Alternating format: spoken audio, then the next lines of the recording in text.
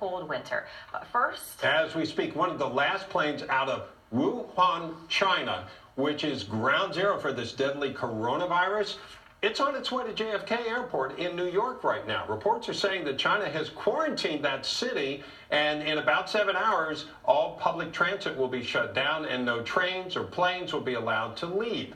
The coronavirus has reportedly claimed 17 lives so far, infected hundreds of others, and has already landed on our shores, with many across the country already gripped by the flu, the regular flu.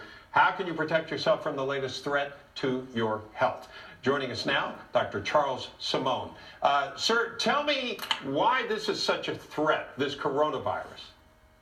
Well, this virus is very explosive. It's a cousin to the SARS virus, and we need to watch it very carefully. The problem is they may have gotten past the exit visit at China, but there's a 2 to 5 day incubation period.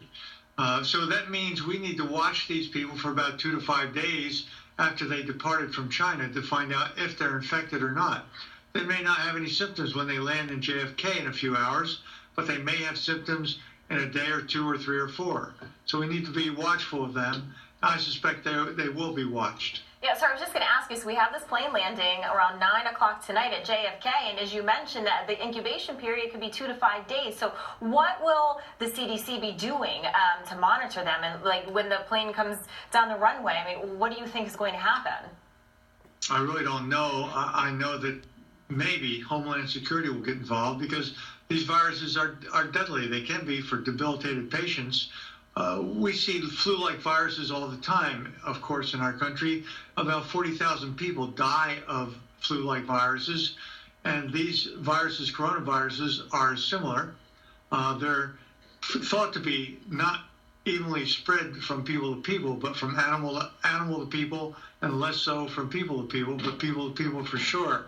So I suspect they're going to quarantine, perhaps, or at least observe these people and know where they're going to be. Right now, something I was reading earlier today is 4,800 people have actually died of the flu this flu season.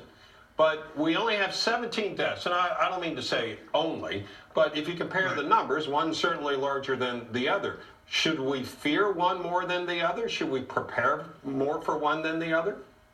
We should always worry about the flu. There are a lot of things we can do to help decontaminate ourselves. For instance, washing of our hands, but also of our faces.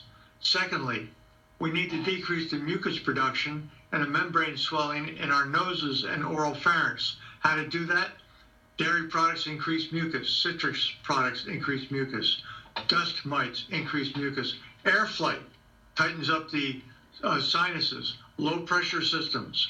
When it rains or snows, and premenses, all these things contribute to high mucus production and mucous membrane swelling, and these will all increase the risk for flu-like syndrome.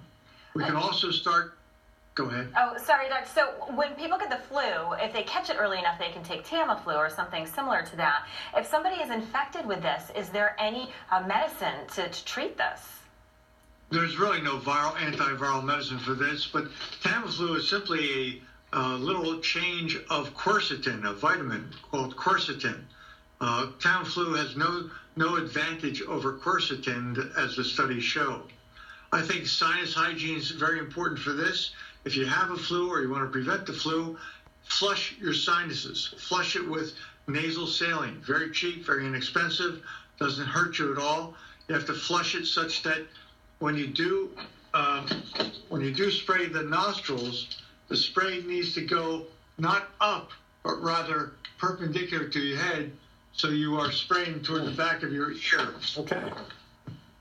Properly warned, and we hope that everybody is able to survive this and deal with this scare that we have now coming to the U.S. Dr. Charles Simone, thank you very much, sir.